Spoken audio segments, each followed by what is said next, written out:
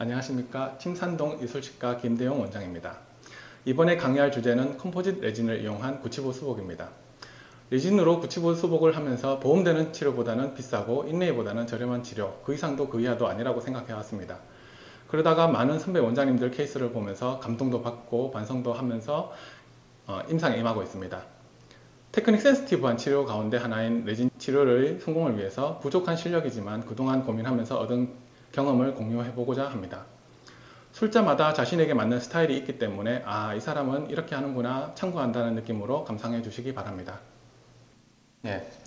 간단한 레진은 말 그대로 간단하지만 깊거나 넓은 와동의 경우가 문제입니다. 제일 중요한 것은 자신이 쓰는 재료의 특성을 파악하는 것인데요. 회사마다 제품마다 사용법이나 물성, 흐름성, 큐링 타임 등의 차이가 있기 때문에 단순히 교과서적으로 분류하기보다는 자신이 사용하는 재료의 정확한 사용법을 숙지하는 것이 중요합니다. 벌크필이 가능한 재료가 있고 불가능한 재료가 있고 베이스로는 적합하나 교합력을 받아내기엔 부족한 재료가 있고 강도는 충분하나 와동 내부를 완벽하게 채울 수 없는 경우도 있습니다. 해칭을 방해하는 요소들로 바이오필름, 플라그, 스테인이 있는데요.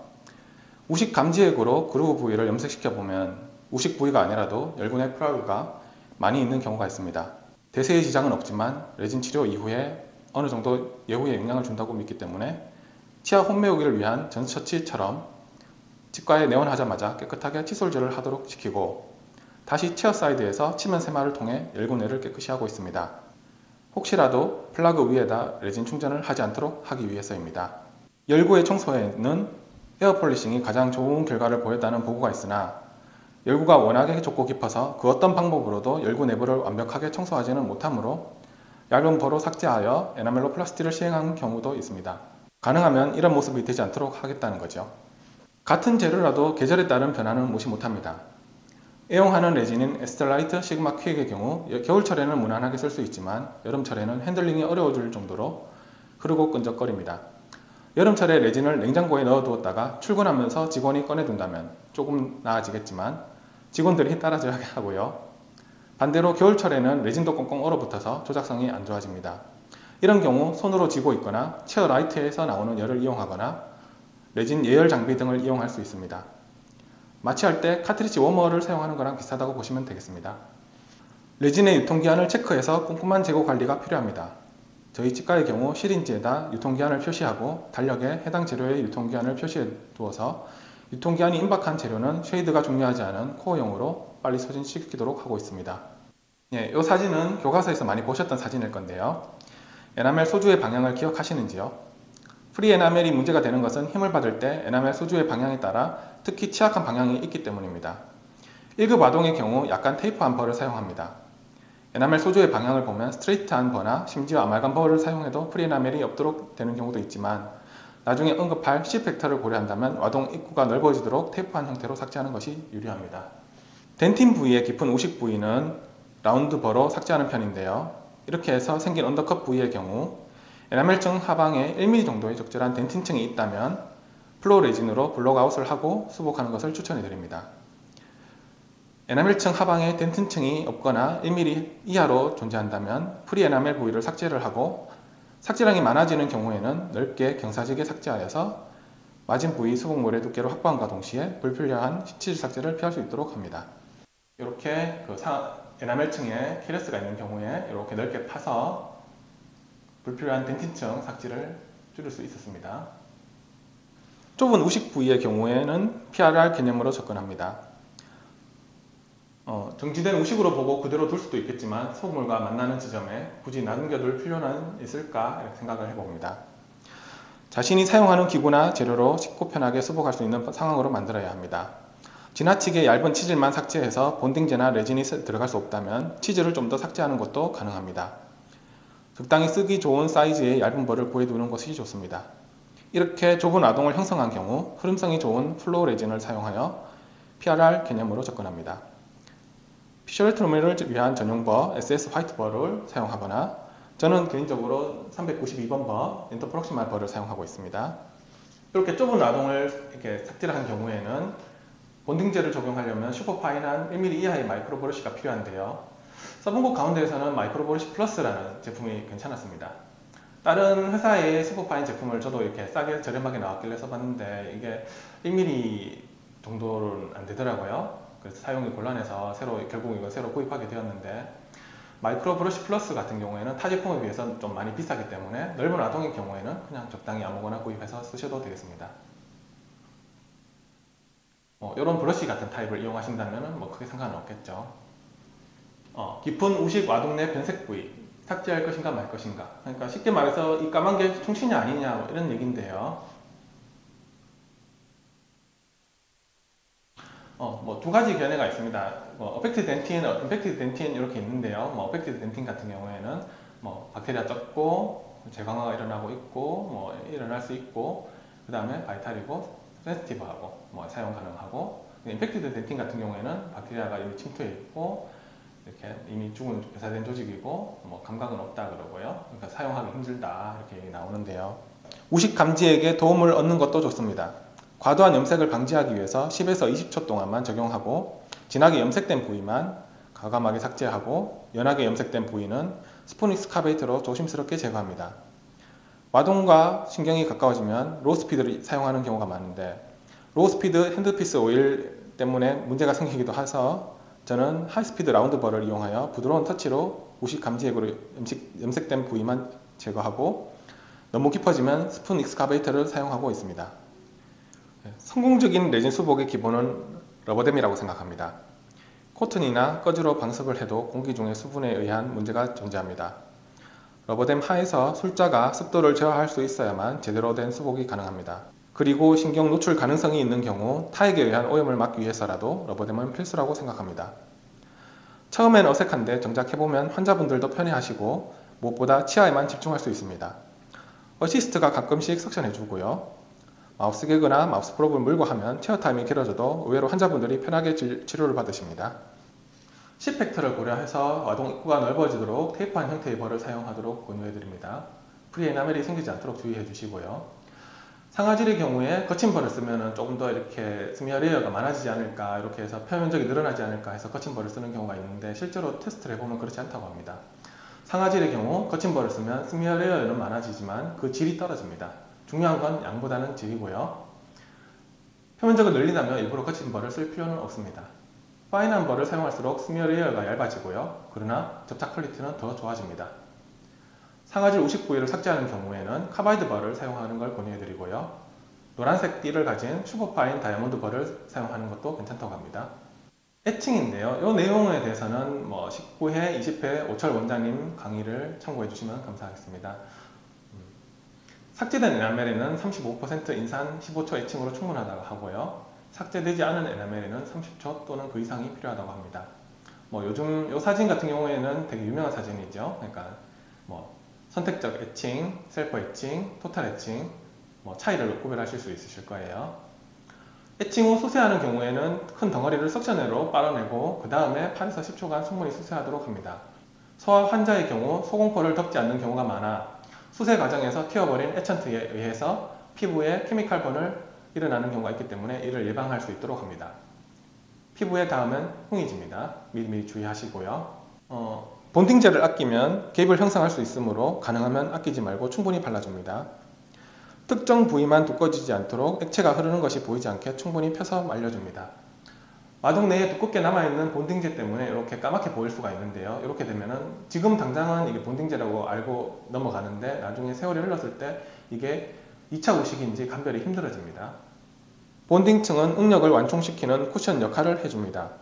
필름 두께가 두꺼운 본딩제의 경우 레진 수복 시 발생하는 수축 응력을 완화시켜 마이크로 리키지를 감소시킵니다.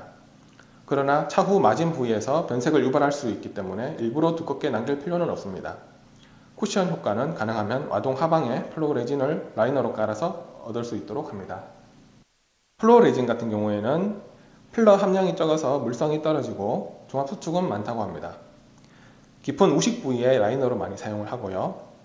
치질과 적합성이 떨어지는 패커블 레진 사용 시 플로우 레진을 깔아주어서 적합성을 좋게 만듭니다. 깊은 와동은 빛에 도달이 어렵고 C팩터가 커서 탄성 계수가 낮은 플로우 레진을 심부에 깔아줌으로써 종합수축으로 인한 수축 응력과 저작 시 발생하는 응력을 완충시킬 수 있습니다. 2차 우식과 감별되기 위해서 방사성 불투과성 재료를 사용하는 것을 추천해 드립니다. 플로어 레진을 사용하지 않고 패커블 레진으로만 충전했을 때 이렇게 갭이 발생했고요. 플로어 레진을 라이너로 깔아주고 그 상방에만 이렇게 레진을 채웠을 때 갭이 없이 완벽하게 채워진 것을 확인할 수 있습니다. 와동저에 플로어 레진을 얇게 채우고 익스플로러 팁으로 와동 내면에 적용시킵니다. 레진을 구입하면 팁이 들어있는데요. 기존의 레진 시리즈용 팁 같은 경우에는 굵기가 조금 굵습니다. 이렇게 라이너 용도로 사용할 때는 조금 얇은 게 필요한데요. 울트라 덴트사에서 나온 블랙 마이크로 팁 같은 경우에는 기존의 레진 팁보다 얇은 22게이지 팁입니다. 플로어 레진 팁으로 사용 시에 깊은 와동에 적용하기 좋습니다. 구치부 레진을 수복하기 전에 레진을 예열하는 경우 물성이 향상됩니다. 예열된 레진의 물성이 향상되는 근거로 점성이 부족하고 중압시 광기시제의 효율이 향상된다는 점을 들 수 있습니다. 레진의 예열을 통해서 모노머와 폴리머의 유동성이 증가하여 광중압시 결정화를 지연시키고 흐름성이 증가하여 마진 부위나 와동 내 날카로운 성각 부위의 적합도가 향상됩니다. 그리하여 물성을 포기하지 않으면서 플로어 레진이나 필러 함량이 낮은 레진과도 같은 흐름성을 얻을 수 있고 보다 완전한 중압을 얻는 것이 가능해집니다. 고온의 레진으로 인한 치수 자극 문제가 없도록 지나치게 뜨거워지지 않도록 하고요. 예열한 하드 레진으로 인리를 세팅하는 테크닉과 흡사하다고 볼 수 있겠습니다. 요즘은 물성을 보강한 플로어 레진으로 구치부 레진을 수복하는 원장님도 많이 계시지만 그냥 자기 자신이 제일 잘할 수 있는 방법으로 하면 됩니다. 다만 플로어 레진을 사용하더라도 물성이 떨어지는 라이너 베이스용 레진은 와동 바깥쪽으로 드러나면 안됩니다. 중요한 것은 중압 수축량이 아닌 수축 응력의 조절인데요. 광중압 시 소프트 스타트 모드로 중압 수축으로 인한 응력을 최소화할 수 있도록 노력합니다. 이렇게 했을 때 응력이 20에서 30% 정도 감소되고요. 소프트 스타트 모드가 없는 큐어링기를 가지고 있는 경우 큐어링 라이트를 멀리서 광중압을 시작하고 점점 가까이 가져다 댐으로써 똑같은 효과를 기대할 수 있습니다. 3mm가 떨어지면 강도는 10에서 15% 감소하고 1cm 떨어지면 50% 감소합니다. 수축 응력의 조절을 위해서 이번에는 와동 형태와 시펙터에 대해서 알아보겠는데요.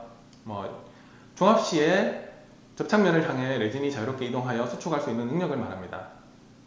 접착되지 않은 면에서 점착된 면의 비율을 이렇게 분수로 나눈 건데요. 그러니까 1급 와동 같은 경우에는 5, 2급 와동 같은 경우에는 2, 5급 와동 같은 경우는 1.5, 4급 와동 같은 경우에는 0.25. 이거는 대략적인 수치고 와동의 면적에 따라서 조금씩 차이는 날 거라 생각합니다.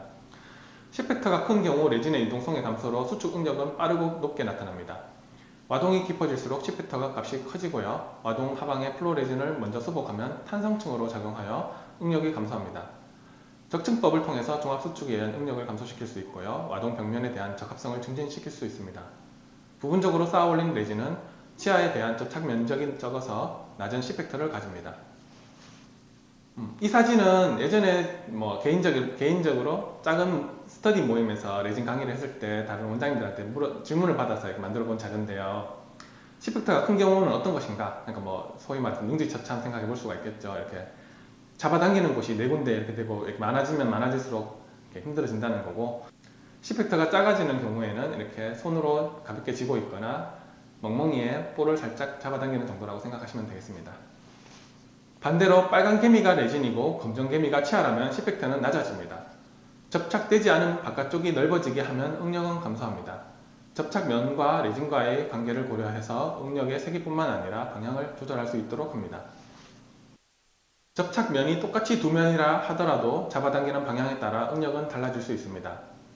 사람의 손이 와동의 벽이고 아이가 레진이라 생각하면 어떻게 레진을 빌드업해야 응력이 감소하는지 감각적으로 알 수 있겠습니다. 이 사진은 책에서 본 사진을 좀 응용해 봤는데요. 레진 기구 사용 시 사소한 것들, 보통 레진을 이렇게 파낸다 그러면 직원들이 이렇게 짜내지 않고 주는 경우가 있는데, 이렇게 파내게 되면 기포가 생기기 때문에 가능하면 시린지를 이렇게 밀어내서 레진을 끊어내야지 기포가 생기지 않습니다. 수복물 내부에 기포가 발생하지 않도록 조심스럽게 충전해야 하고요. 특히 와동의 코너나 라인앵글 부위를 수복하는 경우에는 기포가 생기지 않도록 특별히 더 주의해야 합니다. 와동 내에 적당히 레진을 적용하고 톡톡 두드리면 레진이 들러붙으므로 이렇게 문질러서 와동 벽으로 밀착시키고, 과잉부는 아말감 카빙하듯이 기구를 반은 레진에 반은 측면에 두고 정리를 합니다. 한 번에 많은 양을 충전하려고 하면 다루기도 힘들고 버리는 양도 많아지기 때문에 적당량만 기구로 끊어내서 수복하도록 합니다. 치아가 어떻게 생긴지 알아야 치아 형태를 살릴 수가 있습니다. 어떻게 생긴지 모르는 상태에서 레진을 치아 형태로 수복하는 것은 불가능합니다. 그리하여 치아 형태학을 공부할 필요가 있습니다. 평소에 좋은 보철물, 치아 사진을 많이 보고 암기하는 것이 중요합니다. 기공물이 오면 기공사들이 어떻게 만들었는지 항상 살펴보고 그 형태를 기억할 수 있도록 합니다. 기공사 실력이 좀 좋아야 되겠죠?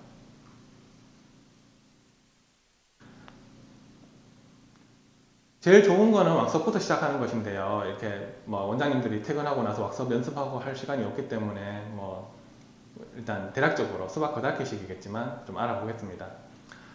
일단 이렇게 단면을 보시면은 교두의 경사 형태를 볼 수가 있으신데 교두의 경사 형태를 기억하도록 합니다. 이렇게 파란색 화살표를 보시면은 이렇게 미끄럼틀 타다가 다시 볼록 솟은 데가 있고 다시 푹 꺼졌다가 다시 볼록하게 솟아 나오는데요. 빨간색 화살표 부위에서 대합치와 A, B, C 컨택을 이룹니다. 교합면 우식에서 우리가 제언하는 것은 BC 컨택 부위입니다. 이곳에 교합점이 오게 하려면 볼록해야 합니다. 교합면을 암기하는 데 도움을 많이 준 것은 치아 형태학 책이 아닌 NAT 자연에 부합하는 왁스업 기법 책이었습니다. NAT 점접촉과는 달리 자연 치아는 분모가 진행된 면 접촉에 가까워지지만 일단 치아 형태만 기억하자는 겁니다. 왼쪽 사진에서 보시면 빨간색 화살표 3개가 보이실 텐데요. 이게 대합치 기능 교두와 교합점을 형성하는 BC 컨택을 이루게 됩니다. 메지오링걸 융선 같은 경우에는 기역자로 꺾이면서 센트럴 포사를 향하고요. 나머지 디스토링걸, 디스토보칼 융선 같은 경우에는 커스팁에서 이렇게 센트럴 포사를 향해서 내려옵니다. 교합점이 오는 부위는 볼륨을 잘 살려줍니다. 대합치 커스팁이 절구고 센트럴 포사 쪽이 절구통이 된다고 생각하시면 되겠습니다. 파란색 화살표는 대합치 교두가 기능 시에 움직이는 방향입니다. 간섭점이 될 수 있으므로 이 부위에는 레진을 가능하면 쌓지 않도록 합니다. 공간을 열어주라는 얘기고요. 이 부위와 그루브는 음식물이 빠져나가는 통로가 되면서 저작을 위한 하악의 길을 가이드하는 역할을 하게 됩니다. 밑에 쪽으로 향하는 화살표 같은 경우에는 이렇게 반대편으로 식사할 때 이렇게 교두가 이렇게 움직이는 방향이고요. 이렇게 대각선 뒤로 이렇게 있는 방향은 우리가 씹을 때 이렇게 교두가 지나가는 방향이 됩니다. 메저보칼적 융선은 그루브가 V자 형태가 되게 빌드업을 하고요. 이렇게 옆에 작은 사진을 보시면 빨간색 삼각형 모양이 보이실 텐데 이렇게 삼각형 형태가 되도록 릿지를 형성하고 릿지를 이렇게 삼각형 형태로 형성을 하면 자연스럽게 그루브는 V자 형태가 될 것입니다. 왼쪽 밑에 보시면은 파란색, 노란색, 검정색, 녹색 이게 보이실 텐데요. 이게 교합 나침반이라고 하는데 아까 위에서 말씀드린 대각선 뒤로 이렇게 교두가 지나가는 방향이 여기서 녹색 부위가 되고요. 반대편으로 식사할 때 대합치 교두가 이렇게 밑으로 화살표 방향으로 이동할 때가 이 파란색 부위가 됩니다. 레진 치아에다 순서대로 작업을 해본 사진인데요. 이건 레진 치아라서 좀 색깔이 구분하기 힘드시겠지만 이렇게 대략적으로 어떻게 하는지를 보시면 되겠습니다. 우선 와동을 형성을 하고요. 에칭, 본딩 과정 다 생략하고 플로레진으로 일단 라이너부터 먼저 깝니다. 저는 디스토링걸 융선부터 빌드업을 하는데요. 이렇게 센트럴 포스 쪽으로 향하도록 빌드업을 하고 메지오링걸 융선을 빌드업 하고요. 이때 두 융선이 만나서 센트럴 포스 위치가 결정이 됩니다. 옆에서 보시면 교두 경사각을 확인하실 수 있고요. 디스토보칼 융선을 빌드업 합니다. 메지오링걸, 디스토링걸 융선 사이로 가서 삼각형을 이룹니다. 마찬가지로 교두 경사각을 확인하실 수 있고요. 메저보칼 융선을 빌드업 하고요. 메저보칼 융선 같은 경우에는 수직적으로 내려옵니다. 이렇게 삼각형 형태의 융선이 형성되면 V자 형태의 그루브가 저절로 만들어질 거고요. 나머지 이제 부족한 부위를 충전해서 완성시킵니다. 마지막으로 한 번 더 교두 경사각을 확인합니다. 임상 케이스입니다. 이번 강의를 위해서 특별히 해본 건데요. 일단 와동 형성을 하고요. 라이너를 깔고 이렇게 얇은 부위의 와동 부위에는 제가 이렇게 앞에서 언급한 대로 하기보다는 일단 거의 와동을 다 채워버렸네요. 일단 라이너를 깔고 디스토링걸 융선을 빌드업 하고요. 그 다음에 메지오링걸 융선을 빌드업 합니다. 요거 약간 기역자로 돌아나가는 걸 확인하실 수가 있고요. 그 다음에 디스토보칼 융선을 빌드업 합니다. 요 만드는 릿지 사이로 이렇게 다시 내려오도록 만들어 주시면 되고요. 나머지 부위, 그 다음에 메저보칼 릿지 부위를 이렇게 빌드업 하고요. 이렇게 완성한 사진을 확인하실 수 있습니다. 요거는 뭐 예뻐서 찍어본 대구치 사진인데요. 이렇게 이런 사진을 자주 보셔야지 이런 형태를 재현하실 수 있어요. 그러니까 앞에서 말씀드렸던 내용이랑 비슷한 것 같지 않습니까? 교두 경사각이 살아있는 소아 환자들의 대구치 수복의 경우에는 교두 경사각을 재현하여 원래 치아의 형태로 복원하는 것을 목표로 합니다. 이미 규모가 진행된 고령의 환자의 경우에는 인접치와 조화로운 형태로 수복하도록 합니다. 연령의 증가에 따라서 그리고 규모에 따라서 교두 경사각이 감소되는 걸 보실 수가 있고요. 교두 경사각을 이렇게 재현했는 거고요. 임상 케이스입니다. 요거는 다른 원장님 케이스인데 치아 상태에 따라서 규모된 형태가 가장 심미적일 수도 있다는 겁니다. 하악 제1대구치와 상악 제1대구치 사진인데요. 치아 형태학적으로 분명한 차이가 있지만 교합면의 삼각능선만 놓고 보면 닮은 부분을 찾을 수 있습니다. 하악 대구치에서 했던 방법과 동일하게 빌드업하고 오블리크를 있지만 추가로 표현해 주시면 되겠습니다. 하악과 마찬가지로 저작 시 간섭이 없도록 공간을 열어주어서 교두와 음식물이 빠져나가는 통로가 되도록 합니다. 프랩하기 전 치아 교합면을 보시겠는데요. 이렇게 실제로 이렇게 교합점이 오는 경우는 잘 없겠지만 일단 이 형태를 목표로 레진 빌드업을 하자는 거고요.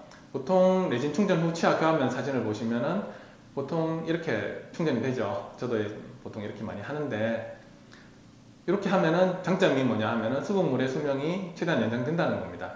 대신에 좀 씹히진 않겠죠.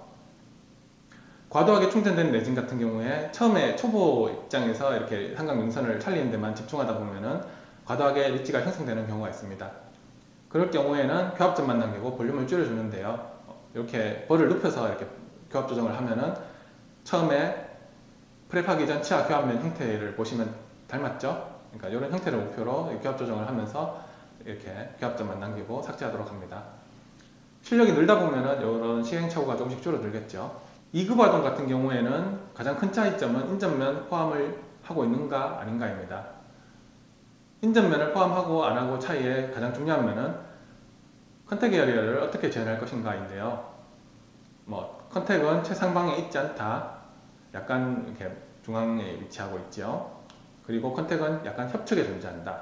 전반적으로 소구치 쪽에서는 거의 협측에 있고 6번, 7번 치아 사이에는 약간 센트럴 쪽으로 옵니다. 컨택을 형성하는 기구로 옵트라 컨택이라고 있는데 저는 이게 좀 비싸서 그냥 아말감 버니셔 같은 걸로 이렇게 응용해서 사용하고 있는데요.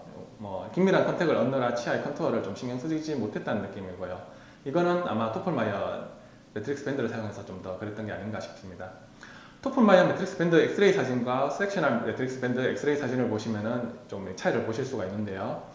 토플마이어 같은 경우에는 조금 직선적인 컨택을 형성하고 최상방에 위치한 컨택 포인트에 수분물이 파절되면은 밑으로는 일직선으로 내려오기 때문에 푸드 인펙션이 엄청나게 심하게 발생하게 됩니다.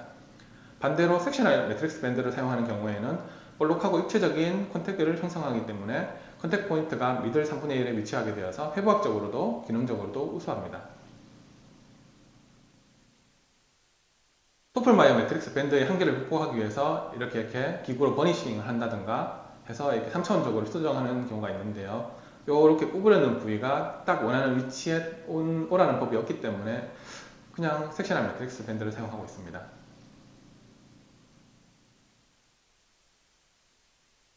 웨지 같은 경우에는 그 매트릭스 밴드의 두께 약 50마이크로미터를 보상하고 밴드를 치면에 밀착시키기 위해서 사용하는데요.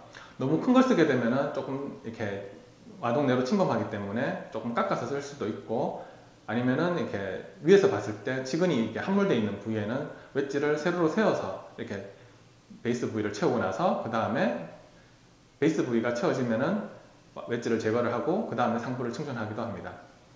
섹셔널 매트릭스 밴드의 경우에는 러버댐 포셉으로 링을 치아에 걸 수 있고 이 링은 매트릭스 밴드를 치아면에 밀착시킨과 동시에 치아를 이개시킵니다. 편하게 사용할 수 있도록 개발된 각종 상품들이 있는데요. 문제는 가격이죠. 너무 비쌉니다. 그래서 그런지 국내 말고 해외에서도 이렇게 다른 방법을 연구하고 있는데요. 인접면을 삭제하기 전에 매트릭스용 링에 레진을 덧대어서 커스텀 링을 제작하고 우식을 제거하고 나서 섹셔널 매트릭스 밴드에다가 커스텀 링을 적용하여 원래 인접면 형태를 재현하는 방법이 있는데요. 실제로 써보면 크게 도움은 안 됩니다. 섹셔널 매트릭스 밴드의 중심을 갖다가 약간 협축으로 가게 하는 것만으로도 전체적인 컨투어는 양호해집니다. 첫 내원했을 때 인접면 사이에 우식이 있는 걸 발견이 되면 바로 치아를 삭제하게 되면 인접면을 삭제할 가능성이 있어서 엘라스틱 링을 갖다가 치간부에 걸어 두었다가 다음 내원 시에 치아가 벌어져서 내원하게 되면 타이트한 컨택을 얻을 수가 있고 불필요한 인접면 삭제를 막을 수가 있습니다. 입이 작거나 오래 벌리기 힘들어하는 경우에는 인레이나 온레이를 추천합니다. 인상을 체득해서 간접법으로 수복하는 건데요. 입이 작거나 오래 벌리기 힘들어 하는데 입을 오랫동안 벌리고 이렇게 다이렉트 레진 필링을 하게 됐을 때 환자분도 힘들고 술자도 힘든 경우가 많습니다. 치질 삭지량이 다이렉트 레진 필링보다 많을 수 있지만 물성과 교환면의 완성도를 고려한다면 더 유리합니다. 대신 환자의 비용 부담이 증가하겠죠.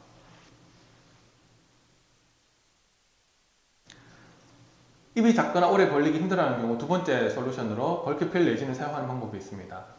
벌크필은 2mm 이하의 두께로 여러 번 나누어 충전하지 않고 한 번에 수복하고 광중합하는 것을 의미합니다. 전통적인 적층법이 왼쪽 사진이고요. 그 다음에 벌크필이 가능한 플로어 레진으로 베이스를 깔아주고 그 위에 보통 레진으로 수복하는 게 가운데 사진이고요. 한 번에 충전 다 하는 게 벌크필 세 번째 사진입니다. 베이스 용도로 사용하는 플로어 레진 타입의 벌크필 재료가 있고 하드 레진 타입의 벌크필 재료가 있습니다. 베이스 용도의 벌크필용 플로어 레진은 물성이 떨어지므로 가능하면 와동 밖에 드러나지 않도록 해야 하고 하드 레진 타입의 벌크필용 레진 역시 4mm 깊이가 한계이므로 깊은 와동의 경우 약간의 적층은 필요하다고 봅니다. 벌크필 충전법에서 가장 우려가 되는 것은 중압 수축으로 인한 응력인데요. 제조사 측에서는 수축량을 기존의 레진들보다 줄였기 때문에 문제가 되지 않는다고 하는데 저는 아직까지는 100% 신뢰는 못하겠습니다. 하드 레진 타입의 경우 깊은 와동 부위에 적합도가 떨어질 수 있으므로 제조사의 프로토콜대로 한 번에 다 채우기보다는 라이너를 깔아주고 상방에만 충전하는 것이 좋을 것 같습니다. 벌크필용 레진으로 한 번에 수복 시 치아의 해부학적인 형태를 재현하기 어려우므로 기존의 레진과 같이 적층으로 나누어 충전하는 것을 추천합니다. 체어 타임을 줄이기 위해서 개발된 레진인데 기존의 레진과 같은 방법으로 충전한다면 별로 메리트가 없겠네요.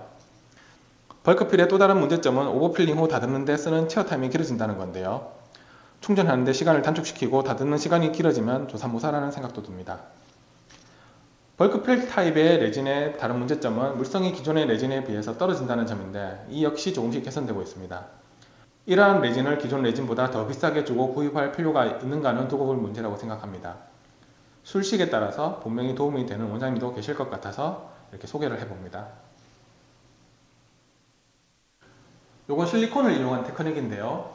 우식을 제거하기 전에 교환면을 실리콘으로 인기를 시키고 경화가 되면 불필요한 부위를 제거를 합니다. 이렇게 경화되는 동안 우식을 제거를 하고요. 에칭, 본딩 다 하고 벌크필 STR로 충전을 하고요. 상부는 기존의 레진으로 충전을 합니다. 대신에 광중합은 하지 않습니다. 실리콘을 조심스럽게 재위치시키고 레진을 정리하고 광중합합니다. 이렇게 하시는 원장님한테 왜 투명 실리콘을 이용하는 방법을 안 쓰고 하느냐 여쭤보니까 투명 실리콘을 사용해서 바로 광중합을 하지 않는 이유는 광중합 후에 형태를 수정하는 것이 더 어렵기 때문이라고 합니다. 이렇게 하시는 원장님 같은 경우에는 이렇게 모양만 인기시키고 나머지는 기구로 교환면을 조금 더 정리를 하고 나서 큐어링을 한다고 합니다. 실리콘이 굳는 시간도 아까운 경우에는 이렇게 마이크로 브러쉬를 잘라서 이렇게 쓰는데요. 마이크로 브러쉬와 진지발 댐용 레진을 이용하여 교환면을 인계하여서 스탬프를 제작하는 방법입니다. 스탬프에 레진과 충전한 레진이 붙지 않도록 테프론 테이프를 치아에 올리고 스탬프로 교환면을 복제하고 테프론을 제거하고 레진을 정리한 다음에 광중합을 합니다. 레진 수복 후 피니싱과 팔리싱의 필요성. 팔리싱 과정은 수복 후 착색 또는 변색을 줄여줍니다. 그리고 면이 매끈해지기 때문에 치트의 부착을 줄여주고요. 표면이 거칠면 파절되기 쉽기 때문에 이렇게 해주면 파절이 방지됩니다. 주수하에 저속으로 팔리싱 해야 합니다. 열에 의해서 필러가 떨어져 나가면 표면은 거칠어지고요. 고속으로 사용하면 만모는 증가하는데 활택한 표면은 만들기 어렵습니다. 그래서 최대한 저속으로 하는 걸 권유해 드리고요. 경우에 따라서 주수 없이 하는 경우도 있습니다. 교환면을 조금 정리하거나 할 때 물이 뿌려지면 교환면을 확인할 수가 없으니까요. 네, 지금까지 컴포지트 레진을 이용한 고치부 수복에 대해서 알아보았습니다. 조금이나마 여러분들의 임상에 도움이 되셨기를 바라겠습니다. 경청해 주셔서 감사합니다.